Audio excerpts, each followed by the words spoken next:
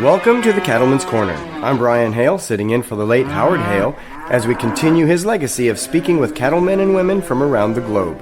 Calving ease is an important factor many cattlemen consider when selecting a herd size. Cattlemen and cattlewomen like to have peace of mind knowing their calves will be born unassisted and alive. Getting more calves live on the ground is the first step to getting more pounds of calf weaned per cow exposed and also equates to more potential for future profit. The Gelbvieh and Balancer breed has lowered birth weights and increased calving ease to meet demands of today's beef industry. Today we have Canadian producer LeRon Torrie talking about the importance of spreadsheets in agriculture. Can you take us back to when you got started?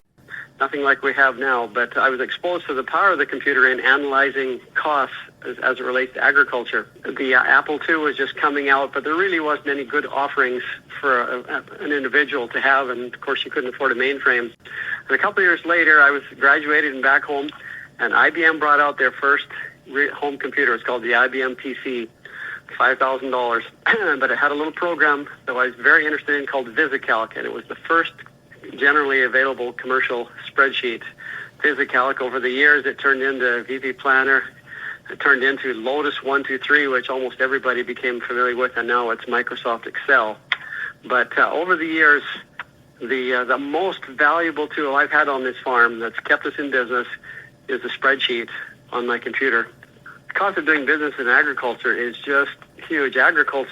Commercial agriculture is big business, and our input costs have just spiraled, especially since COVID. In order to stay in agriculture business, in agribusiness, we've got to know what our costs are. Canadian producer LeRon Torrie, with our guest David Woodruff. And that's going to do it for today's Cattleman's Corner.